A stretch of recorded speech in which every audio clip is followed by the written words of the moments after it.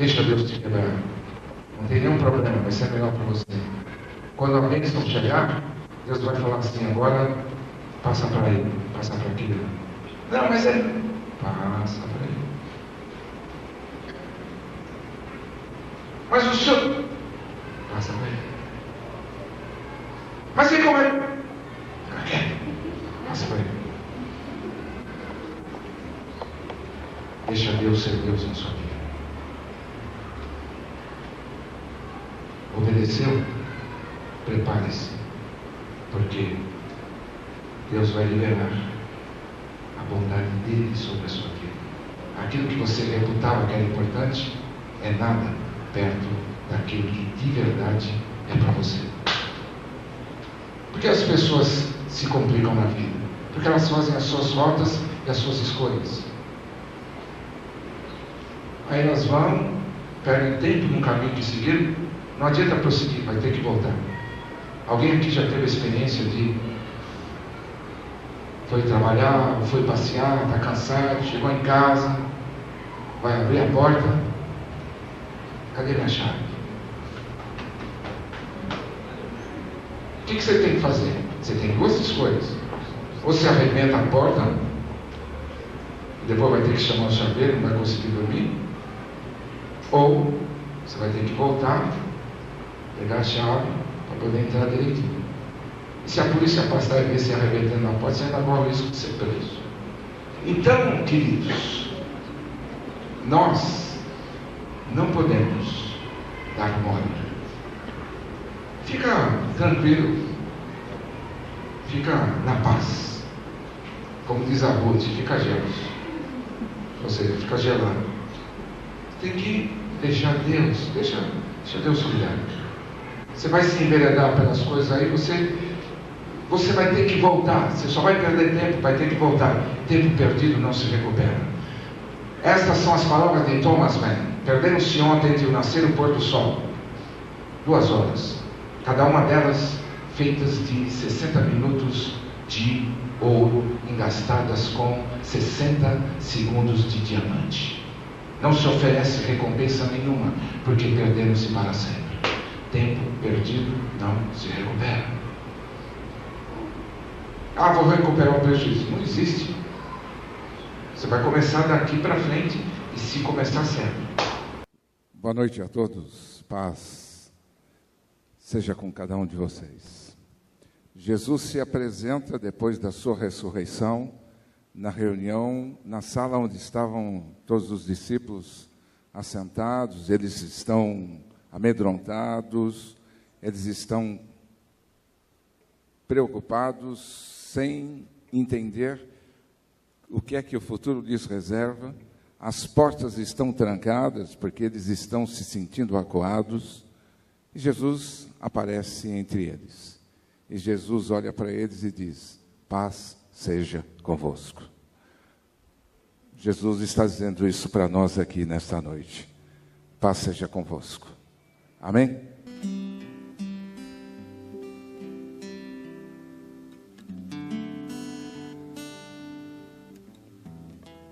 Considerando a respeito dos acontecimentos últimos do seu reino, ele havia nomeado Daniel para ser um dos líderes de um grupo de províncias. E aquilo simplesmente aumentou a inveja no coração dos seus pares. Na verdade, Davi era um estrangeiro naquela terra.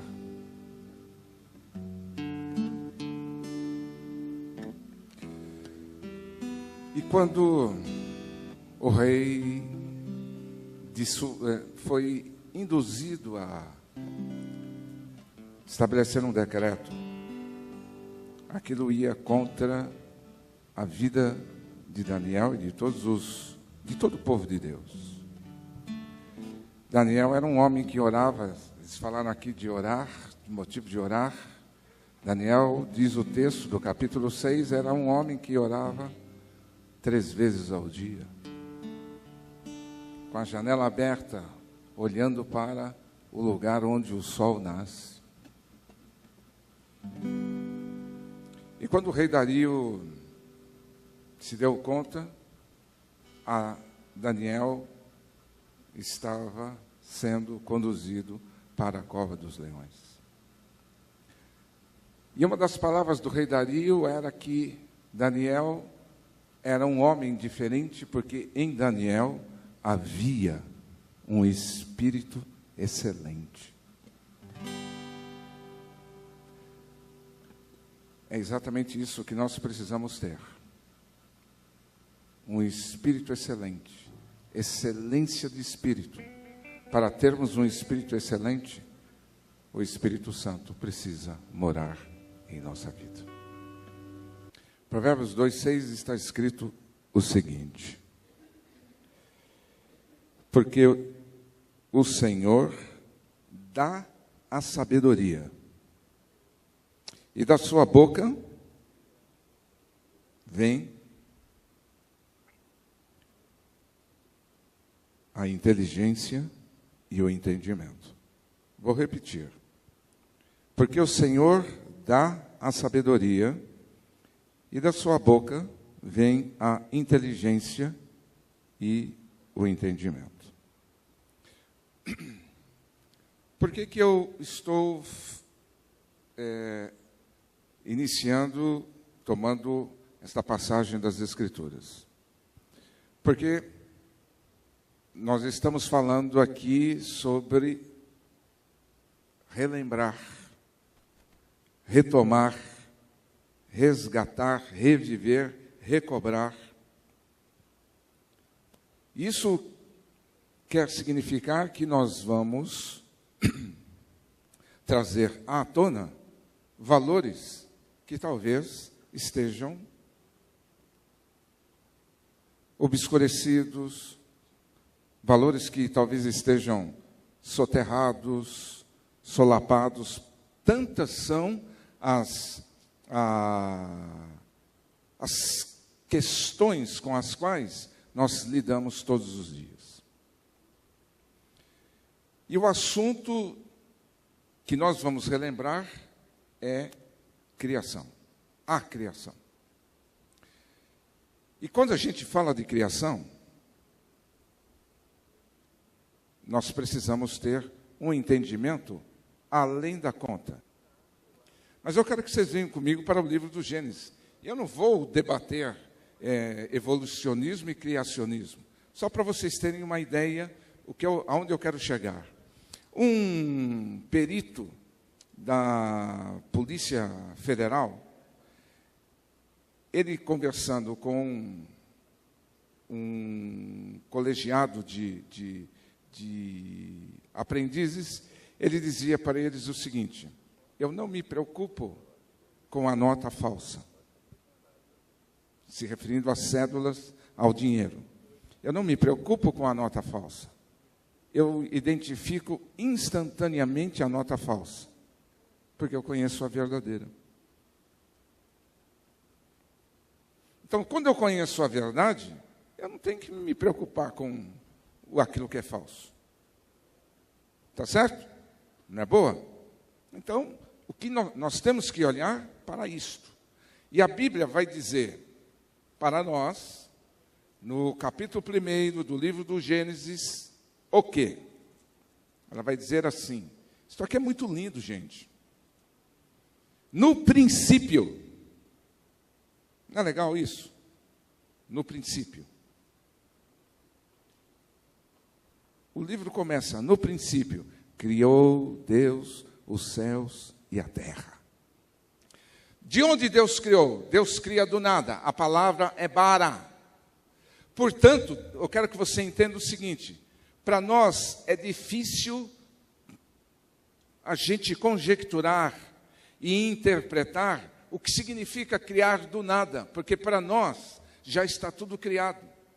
O conceito de criar do nada é muito confuso e é muito complexo, a nossa mente não tem esse alcance.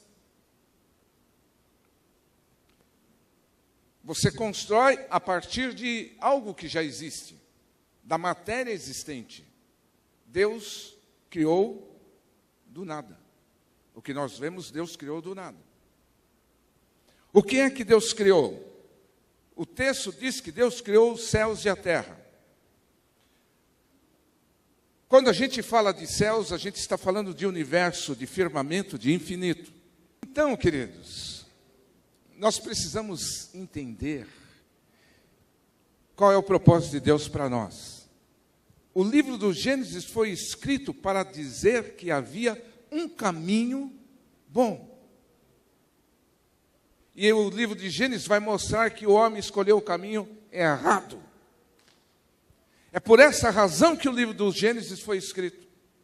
Para dizer que há um Deus de amor, um Deus criador, um Deus todo-poderoso e que oferece ao homem vida. Então, o homem perdeu essa condição no jardim.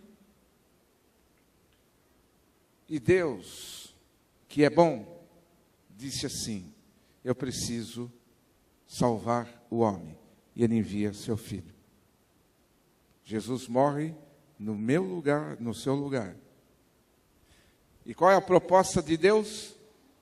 Continua a mesma. João capítulo 10, versículo 10. O Senhor Jesus diz assim: o ladrão não veio senão para roubar, matar e destruir. Mas eu vim para que vocês tenham vida e vida com abundância. Portanto, nesta noite, ao relembrar a criação, eu quero dizer para você o seguinte: que o Senhor Jesus veio oferecer para você vida abundante. Vamos abrir o nosso coração ao Senhor e deixar que a sua obra de resgate se cumpra em nossa vida. Em Mateus 11, 28 e 29, Jesus diz assim: vinde a mim, todos vós que estáis cansados e oprimidos, e eu vos aliviarei. Tomai sobre vós o meu jugo e aprendei de mim, que sou manso e humilde de coração,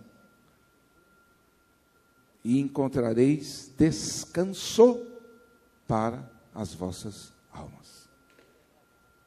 Esta é a oferta de Deus para nós. O tempo todo Deus está nos oferecendo vida.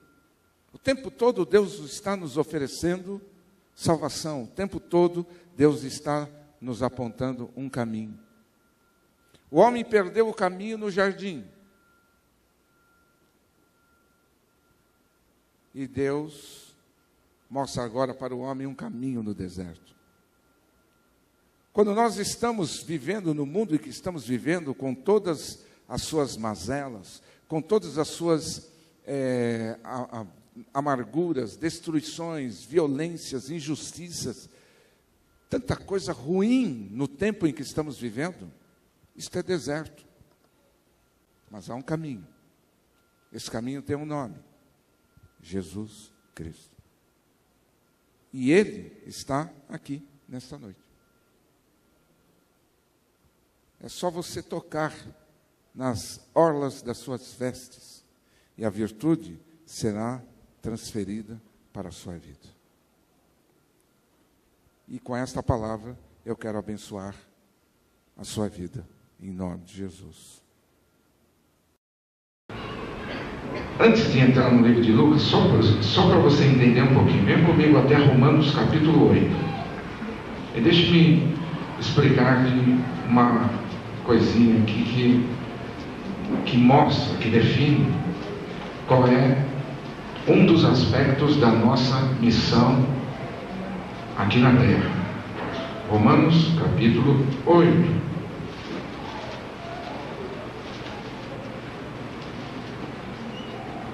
Paulo diz assim, verso 18, Romanos 8: porque para mim tenho por certo que as aflições deste tempo presente não são para comparar com a glória que em nós há de ser revelada. E aí veja o que ele diz: porque a ardente expectação, ou seja, ardente, há uma expectativa ardente da criatura, espera a manifestação dos filhos de Deus. A natureza está na dependência de uma intervenção daqueles que se chamam filhos de Deus. Isso começa por cuidar das coisas, por cuidar do nosso meio, do nosso ambiente. Na verdade, a expressão meio ambiente ela é redundante, porque ambiente já é meio, né? Mas como é utilizado, então nós temos de cuidar do nosso meio ambiente. Mas veja bem, aí ele vai dizendo assim, na esperança, porque a criação ficou sujeita à vaidade, não por sua vontade, mas por causa do que a sujeitou. A natureza está dando respostas desencontradas, e as pessoas falam: nossa, o clima ficou maluco, o tempo está maluco. Não, o clima não está maluco e o tempo não está maluco. Eles estão refletindo tudo o que foi administrado, da maneira como foi administrado. Na esperança de que também a mesma criatura será libertada da servidão, da corrupção, para a liberdade da glória dos filhos de Deus. Nós cantamos aqui: eu sou livre, mas eu sou livre para assumir a minha responsabilidade. Eu sou livre para assumir o meu compromisso de fazer o bem. O apóstolo Tiago, no capítulo 4, no versículo 17, ele diz o seguinte: aquele que sabe fazer o bem e não faz, comete pecado. As nossas responsabilidades são muitas, são várias, e nós acabamos entrando no mesmo procedimento do mundo e da cultura que nos cerca. As pessoas hoje estão focadas no individualismo. Alguns anos atrás, um camarada chamado John Nesbitt, que fazia um estudioso do comportamento humano, da história humana, e no início da década de 90, ele escreveu um tratado chamado Megatrends, Megatendências, onde uma das coisas que ele focalizava era que as pessoas iriam se ocupar tão somente com o triunfo individualista. Não importa como eu vou conseguir, mas eu preciso chegar lá. Se eu tenho que destruir, matar, roubar, não tem problema. E a proposta de Deus para nós é absolutamente diferente. Então veja, ele diz, continuando, porque sabemos que toda a criatura geme e está juntamente com dores de parto até agora. E não só ela, mas nós mesmos, porque a gente acaba sofrendo com tudo isso. A hora que começar a faltar água de verdade, a hora que a chuva não vier limpa, vier chuva ácida, os veios freáticos começarem a ficar absolutamente contaminados, as hortaliças então não vão ser mais comestíveis, é uma catástrofe. Tem aí um projeto chamado 2012, tem um filme que vai passar sobre isso. É muito interessante, porque ele aponta para uma destruição repentina que vai virar sobre a terra. A questão é a seguinte, e é aqui que eu quero focalizar o pensamento que quero repartir com vocês. Se o mundo vai acabar em 2012, ou se vai acabar amanhã, ou daqui 100 anos, qual é a pergunta que você deve se fazer?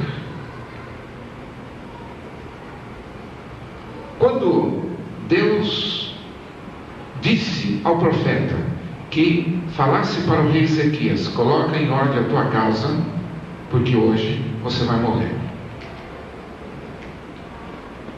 É esta a postura e a percepção que nós precisamos trazer conosco aqui dentro.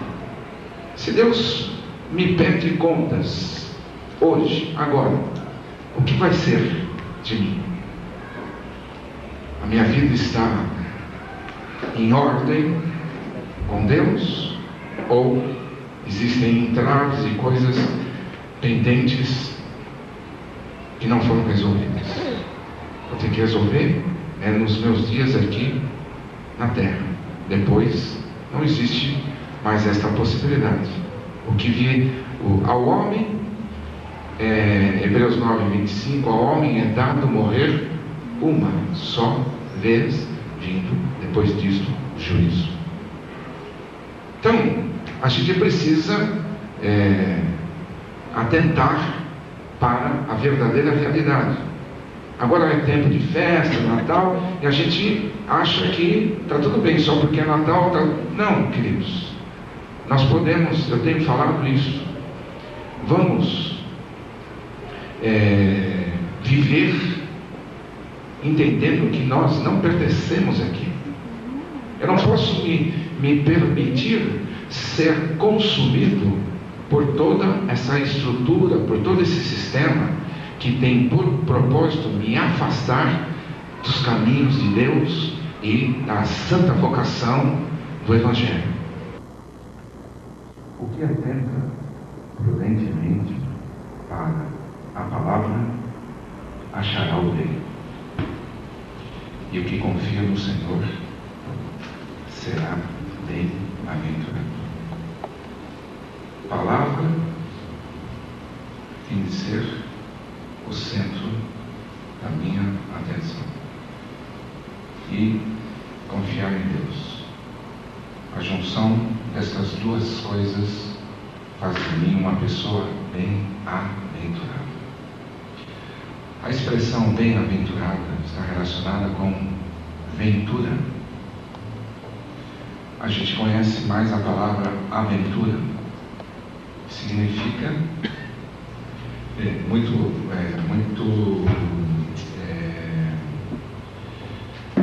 caracterizada pelos filmes, chamados filmes de ação, de aventura. Tem lá o mocinho que luta com o bandido, né? Supera obstáculos impensáveis, salva a mocinha, né? Mas na verdade, o que significa aventura? Aventura é a nossa jornada, é a nossa caminhada nos nossos dias de vida aqui na Terra. E ter uma boa aventura, ser alguém bem-aventurado, depende de apegar-se à palavra de Deus e de confiar no Senhor. No Salmo 1, nós lemos aqui o texto de Provérbios. Provérbios foi, na sua grande maioria, escrito por Salomão, filho de Davi. E no Salmo 1, Davi diz que o homem bem-aventurado, em síntese, Davi resume que o homem bem-aventurado é o homem que medita na palavra de Deus dia e noite. Ele diz que, mais do que isso, o homem que é bem-aventurado, ele tem prazer na palavra de Deus. Antes tem o seu prazer na palavra, e nela medita de dia e de noite. E o resultado é que será como árvore plantada junto a ribeiros de água. dá o seu fruto na estação própria. Suas folhas não caem. Aqui não é a minha pátria é o céu. Eu estou aqui representando os interesses do reino de Deus. Portanto, eu não posso descuidar da minha missão. Eu não posso me envolver, me embaraçar com as coisas desse território estranho.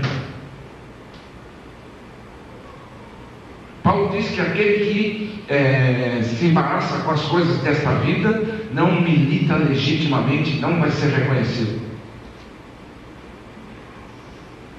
Muito bem. Tendo o vosso viver honesto entre os gentios, para que naquilo que falam mal de vós, como de malfeitores, glorifiquem a Deus no dia da visitação, pelas boas obras que em vós observam. Não se preocupe com o que os outros vão falar de você, se você estiver vivendo em santidade.